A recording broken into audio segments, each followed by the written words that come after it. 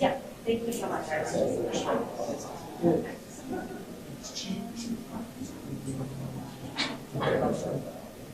Yeah.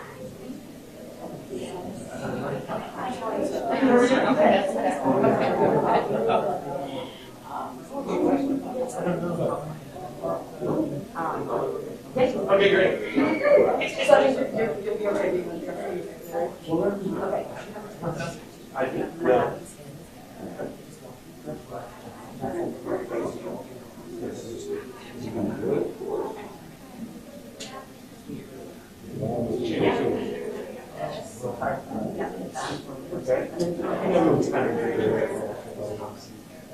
Thank you so much.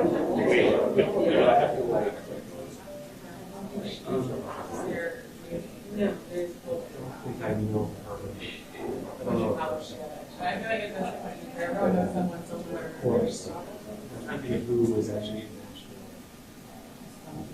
no,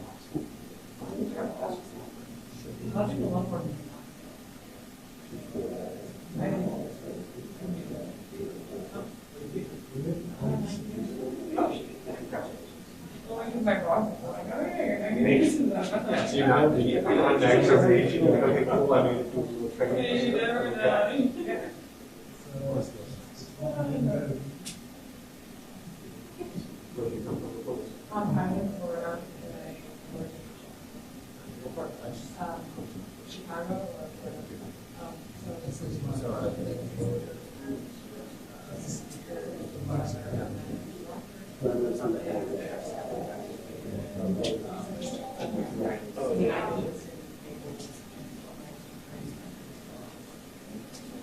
Chicago, actually, there's more.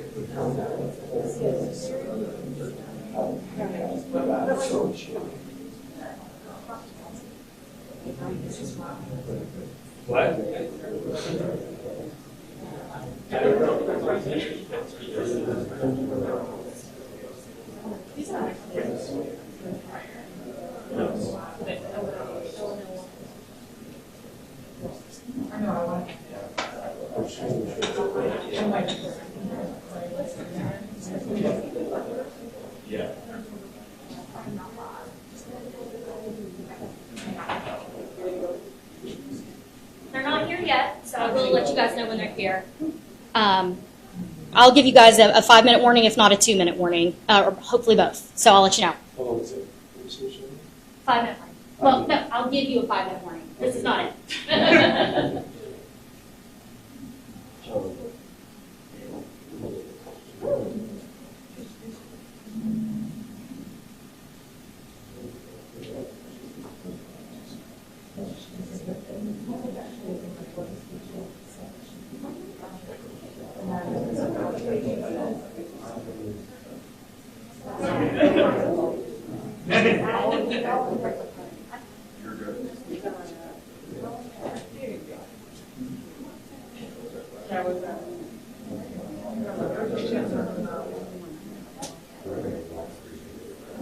I'm sorry, get back to there.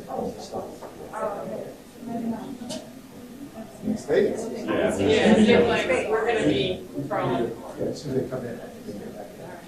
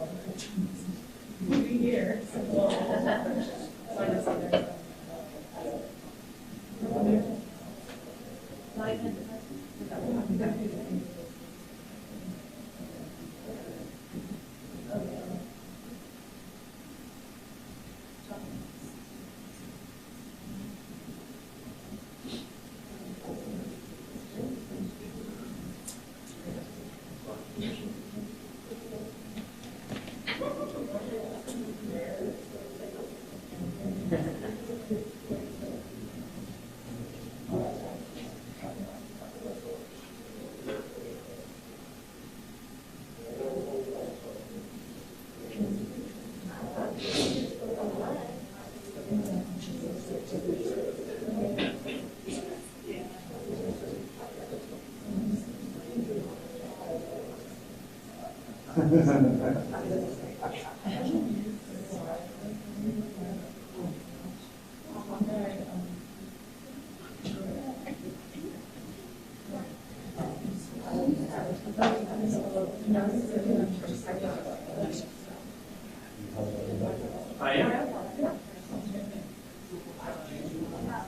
Yeah, I got interference last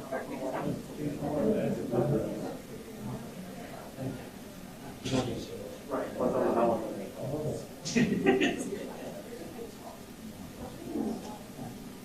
Cover that. Cover that.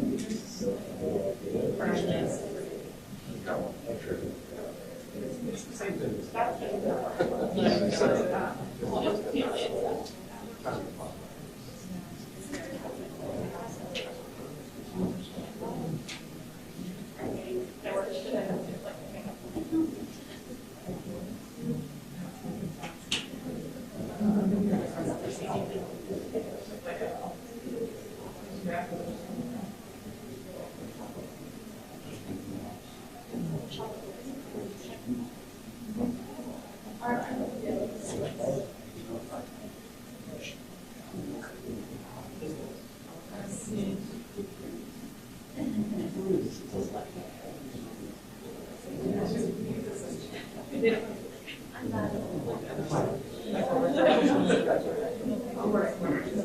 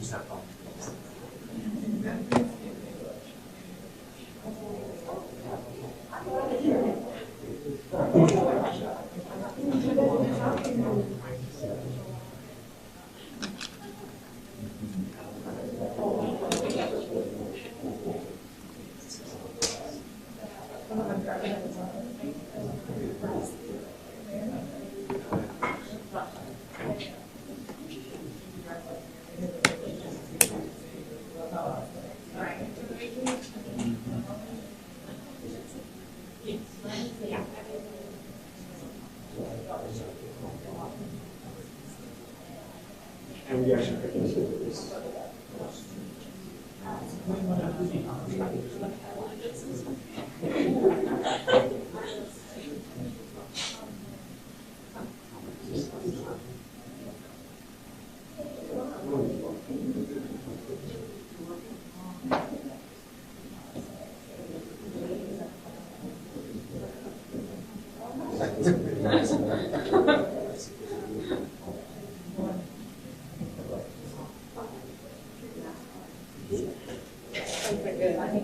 Dark light.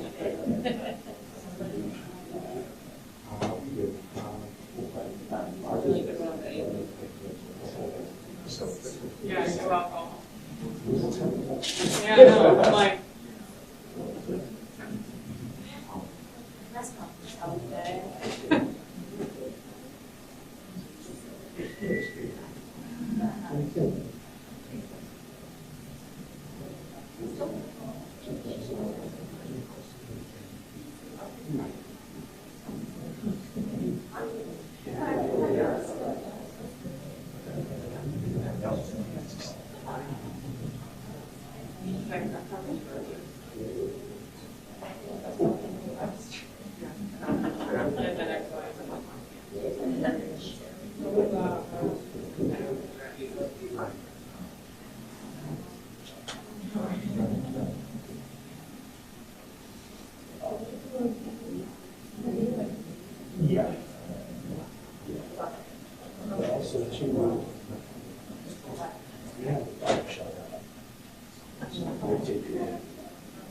Hey guys, we're 5 minutes out. I just wanted to go over the order of events. We'll have a press conference first with Alex Little, the attorney, speaking, and then Todd Chrisley, and then Savannah Chrisley. We'll do a Q&A afterwards, but there will be no side interviews after it's over, so get your questions out here in this format. And then Todd has asked that anytime he sees these questions getting disrespectful, he will end this press conference immediately. So I just wanted to share that with all of you guys. And we will get started here in about 5 minutes, and I'll give you another 2-minute warning too once I get that word from them. Can you guys hear me okay on your mics? Everything sounding good? Perfect. Thanks, y'all.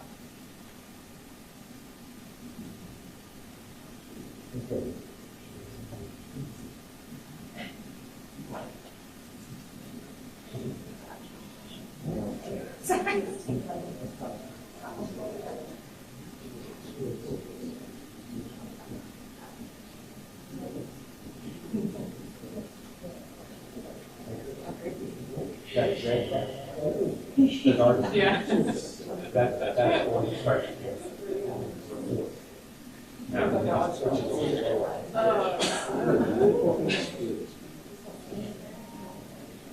Well, no, I've heard that.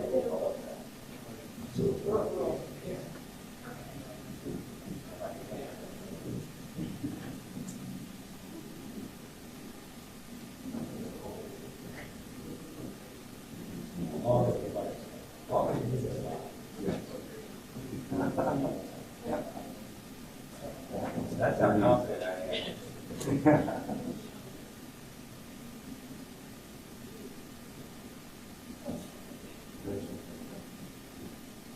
Yours? She came with that. Is your daughter with that?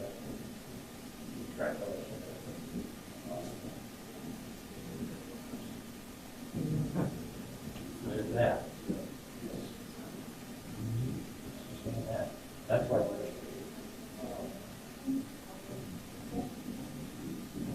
Yeah. Sorry,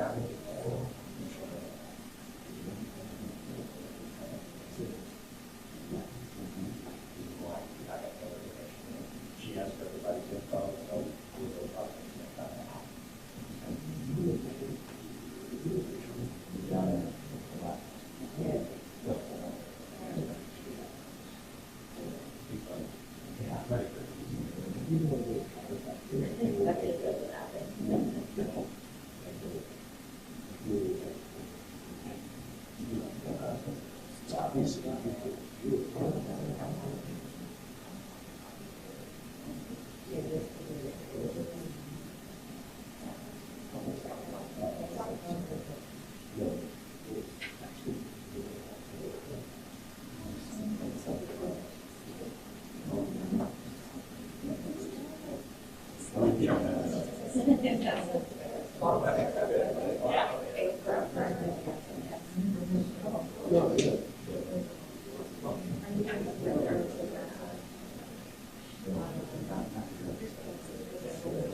Oh, before it, we didn't do that.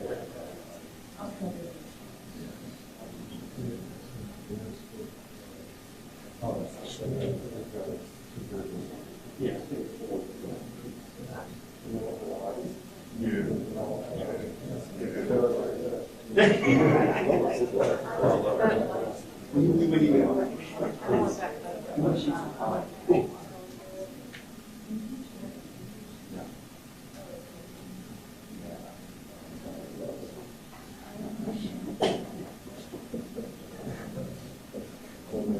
That's the only acceptable.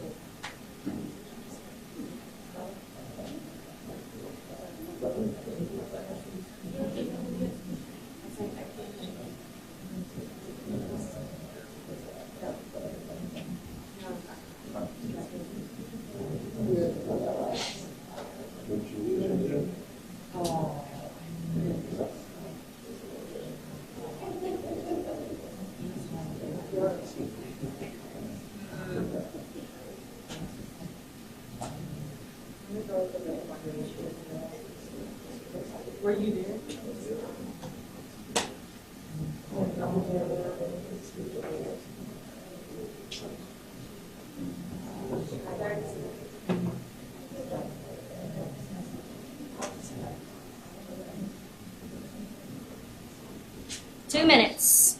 2 minutes out.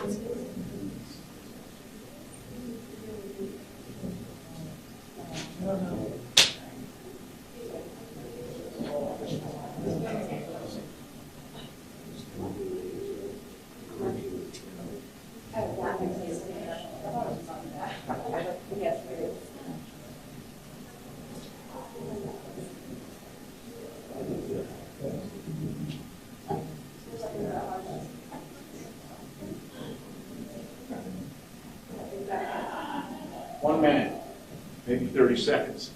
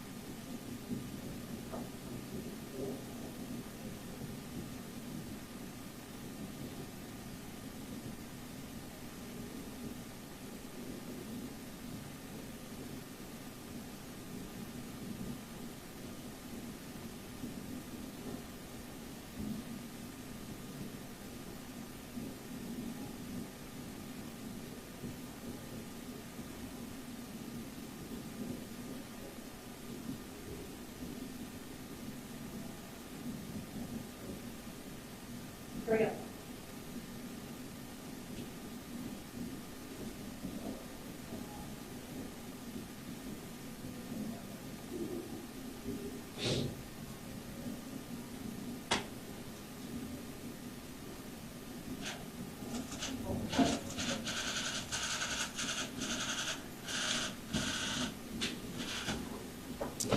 Good morning, everybody. Thank you for being here. I appreciate the attention to this matter. I know folks have wanted to talk to Todd and Savannah, so they're here to do that. I'm going to let them introduce themselves and tell a few words. We'll take questions after. How are you guys? Good. We woke up today and they were still at home. So it's honestly felt like such a dream to have them at home. And I'm just so grateful, obviously, to President Trump, the administration, Alice Johnson, just everyone within the pardons office. Alice obviously came on my podcast a year and a half ago, I think, before she ever even got the role. And what I respect about her is she's not in the art of giving favors. Neither is President Trump. And once she got the role, she looked into our case. They saw the injustices. The media loves to run with this $30 million scheme without doing the research to look into the documents. And there was no $30 million scheme. But I just appreciate the administration looking into it and seeing the faults within our case, the corruption, and just the weaponization of the DOJ. So we are just so excited and moving forward. Obviously, getting them home the past 2.5 years, I have fought. Like, that was my number one priority, was getting my parents home. But now that they're home, now we move on to all the other men and women that are in the system and getting them home. And I know we're going to continue to work. We're going to be in D.C., and Mom and Dad are now along for the ride because we're not leaving those men and women behind. There's too much work that needs to be done. There's too much reform that needs to be done. So we're just super excited, and here he is, Todd Chrisley, after running from, the media in Nordstrom yesterday. Good morning, guys. Thank you all very much for coming today, for having the interest. I want to thank first and foremost my Lord and Savior, because that's who got me through it. I want to thank President Trump. I want to thank the administration. I want to thank Alice Johnson. I want to thank every person that has prayed for us, that has stayed in the fight and that fought for the truth to come out. And so I am grateful for it. And as Savannah said, she has fought a long fight. And for any parent to see their child fight this hard, it's a double-edged sword. It's a blessing, and then your heart breaks because your child has been placed in that position to fight for you, when as a parent you're supposed to fight for your children. So I will always be grateful to you from the bottom of my heart. We've had wonderful legal representation, maybe not in the first go-round, but certainly when you picked up. And we're certainly grateful to you, Alex, and to you. This is the better-looking version of our team. So, we're grateful for everything that has happened thus far, and as bad as this experience has been, there's also been a lot of blessings to come from it. I have met some wonderful men. I have listened to some horrific stories about things that have gone on in our system. And whether you believe it or not, because I was you at some point, even though this pardon has happened, I still was convicted of something that I did not do. It could be you. It could be you. It could be any of you. And somewhere in this room, someone has had a family member that has been affected by this system. So I understand the shame that's around it, but I refuse to feed into that, because shame is like a cancer that just spreads, and I have no shame. So I will continue to fight for all the guys that I dealt with and that I was blessed to be with at FPC Pensacola. I will continue to expose the injustices that go on there and throughout the department and throughout the Bureau of Prisons. I know that Julie, who is a wonderful, decent, God-fearing woman, and that I am blessed to have been married to and been with for over 30 years now, an excellent mother. She's at home with Chloe right now, and Chloe will not let her go. So we're blessed to have our family back, and we're blessed to be coming back to television, because we do have a much bigger story to tell now than we ever have. So I thank each and every one of you. Happy to open this up for some questions. We'll start here. Todd and Savannah, what was the reunion like first night, right? Todd, Julie, and family. And the second part of that is, Todd, the fans have been really talking about your physical transformation. Yeah, I call it the VOP glow. And so what was the motivation behind that, and how are you going to continue that sort of fitness routine moving forward? Well, I'll actually have more access to better products now that I'm out. I think that I had nothing to do other than to read and to work out. And so I worked out every morning at 10:45 until 12 with my buddies there, and I read, and my walk with Christ became deeper. And I talked to my daughter every day, to Chase, to Grayson, and I was able to email with Julie every day. And so I think that for me, I haven't had the same effects that so many people leaving the prison system have had. So I'm grateful for that. Or maybe it's just all the residual Botox that never wore off. What was the reunion like, though, first night? Yes, I think for me, obviously I went to pick up my dad. And when he walked out, it was just such an overwhelming feeling because the last time I was there, I was dropping him off and watching him walk away. So I think watching him walk towards me, I was an absolute disaster. And we left there and it was amazing. And I FaceTimed my friend Margot, who works within the administration, and she goes, "Hold on a second." She was like, "I'm here with the president." And we got to FaceTime the president. And it was a full circle moment. I think that it was, as Savannah said, she and Nick dropped me off there, and then you picked me up. It was, I don't even know that I felt like that it was real at that moment.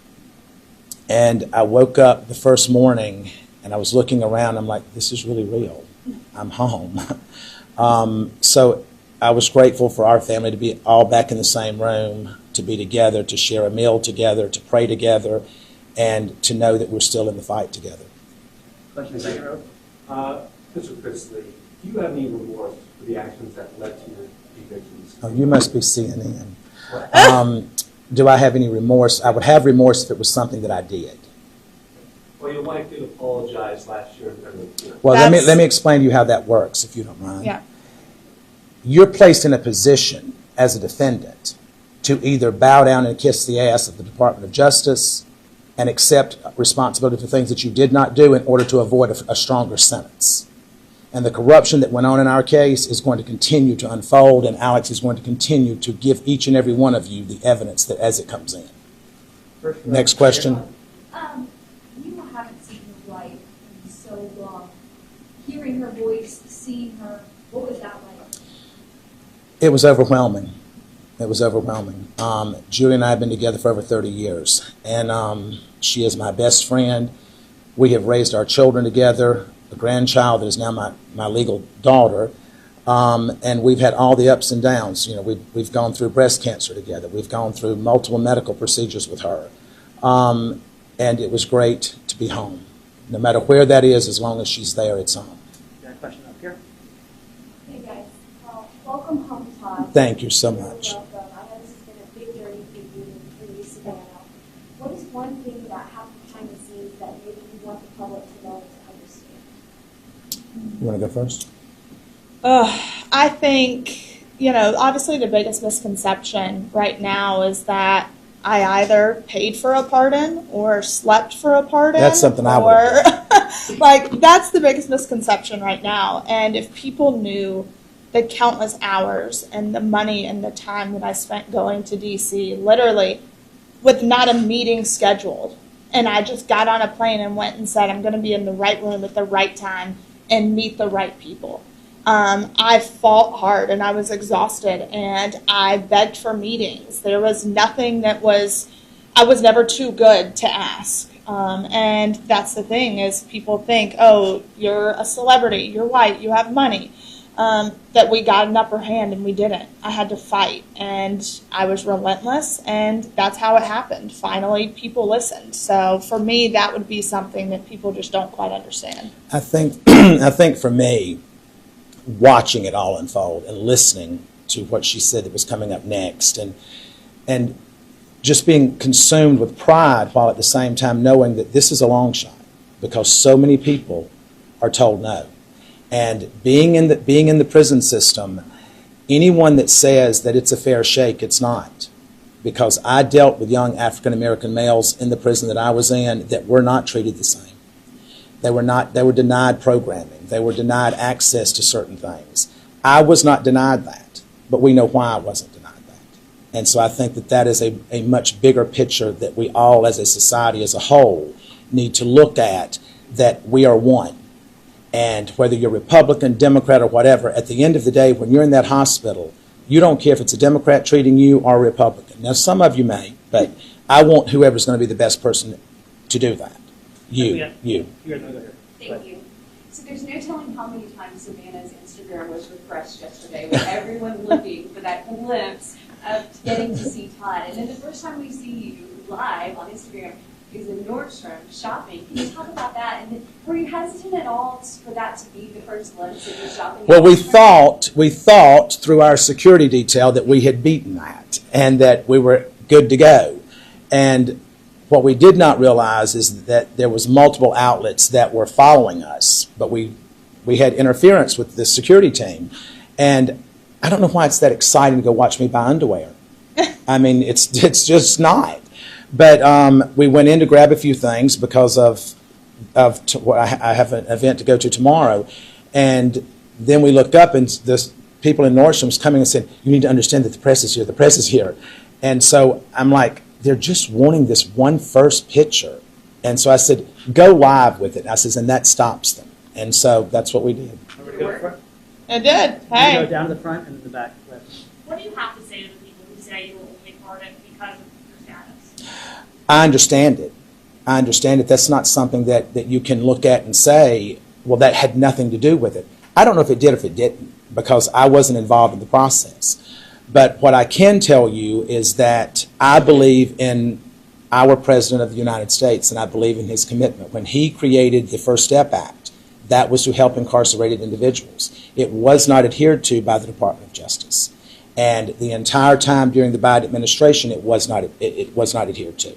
So to hear him say that it is now going to be adhered to and Pam Bondi is going to make sure of that, literally since Pam Bondi has stepped in, now the Bureau of Prisons have been given a directive through a new director who I have such a huge amount of faith in, William Marshall, that he is going to make sure that the First Step Act is implemented, and these men and women are going to get the credit that they're supposed to be getting. They're going to get the training and the education that they're promised, and they're going to be given a right to go back to their families in a speedier way. So I do understand that, and if that's the case, I don't know how to address the fact that if it is the case, but I'm grateful to God for whatever reason it was that we were able to obtain it. Far end first. Hi, we know you've called the Nashville area home for a few years, having a home in Brentwood, Bowling. What's your plans for potentially keeping life here in Nashville and future? We do have future plans. Nashville will always hold a very special place in our heart. But we have other plans. Are you planning to stay here? We will probably always have a presence here. I don't know that we'll be here full time. Back row. No, you. So after people have been incarcerated, a lot of times they say that isolation and that feeling almost of not being able to associate with family and friends is almost for them feeling like part of the death. And then having them come back is almost like a second chance.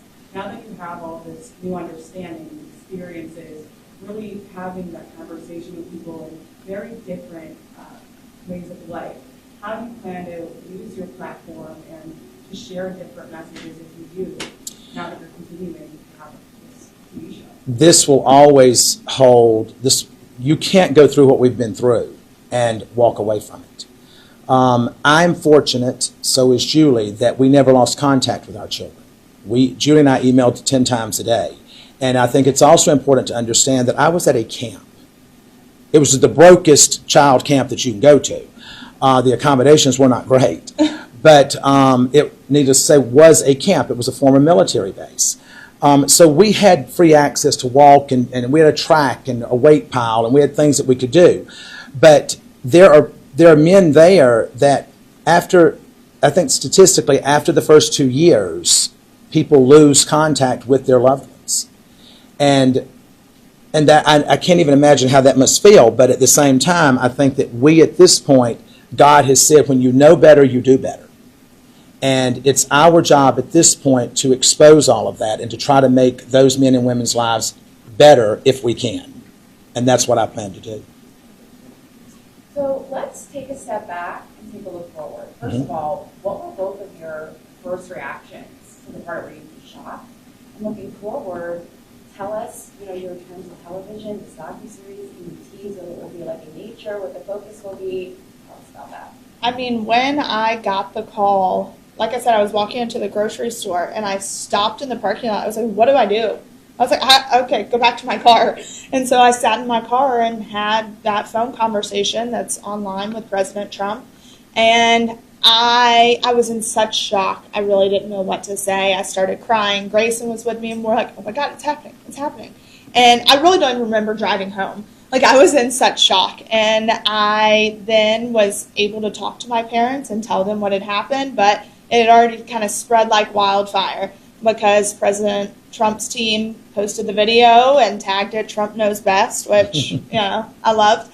But it spread like wildfire. And when they called, they're like, is this really real? Oh my, like, it was so hard to believe that it was actually happening. I had a staff member that came to me and said, you've just been pardoned. And I just looked at him and he says, no, really, you've been pardoned. It's in the news. And so I walked up to call her and she said, it's true, it's true. So I remember walking back from the phone and just feeling numb, not really knowing. And then after about 10 minutes, all I could think about was the guys that I was leaving behind because I had made such wonderful relationships with those men. And when I left that day, there was only 317 men at our camp, but they were lined up shouting when I was walking out. And they were saying, don't leave it, don't forget us, don't forget us. And my commitment is to them that I will never forget them. Yeah. So we had been filming. And we had just wrapped filming for all intents and purposes. And then we get the call that they had been pardoned. So we picked right back up.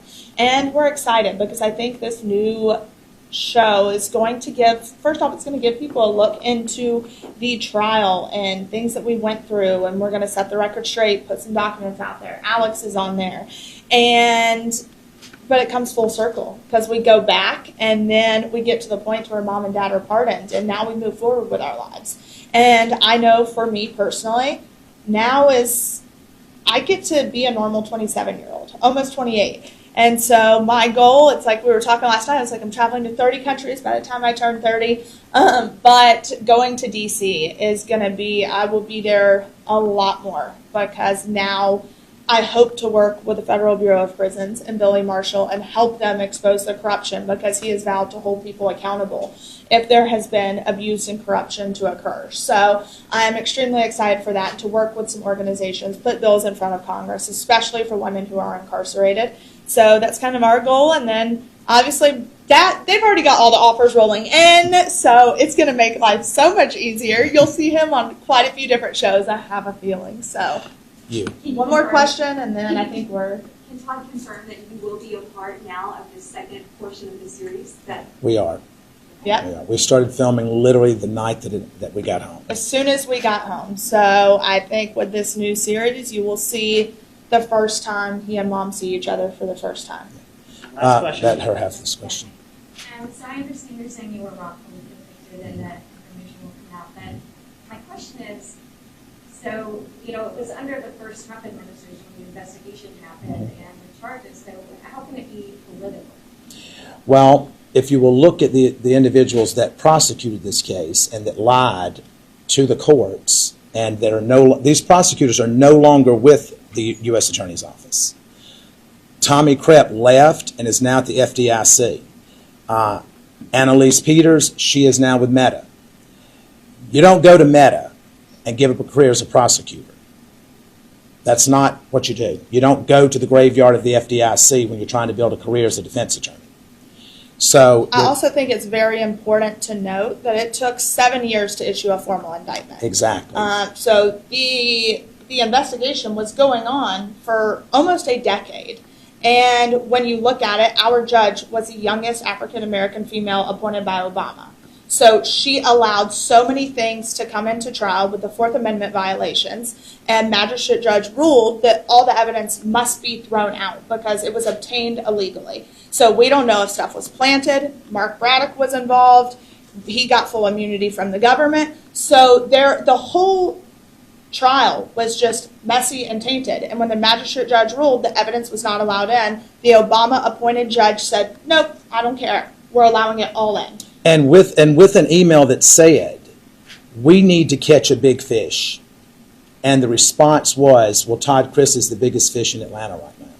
And I think it's also important to note that the Office of Inspector General ruled in our favor in their documents, that in their investigation, that stated, we agree that the Chrisleys were unfairly targeted. We substantiate Due to their celebrity status. Yes, we substantiate the Chrisley's claims that they were unfairly targeted. So at the end of the day, I will sit and say, as his daughter, I believe in law and order. If I believe that my parents did exactly what they were accused of doing, then yes, you have a consequence You have for a that. consequence for it. Do I think the consequence should have been 12 years? No, I do not. That's not even a fair sentence if it was true. But I know in my heart of hearts it was not true. I caught these prosecutors in so much misconduct, speaking to the judge, having ex parte communications. And This is in writing. This It not is in hearsay. writing. Alex exposed the emails. So I think at the end of the day, if you want a conviction, then have a clean conviction. And to go back to your question about it being a Trump administration, it was a Biden administration that the OIG issued the report under that said that we were targeted. Thank you. All right, guys. That's it. Thank you all very much. Thank you. Awesome. Thank you. Thank Y'all have you. a wonderful day. God bless. Thank you.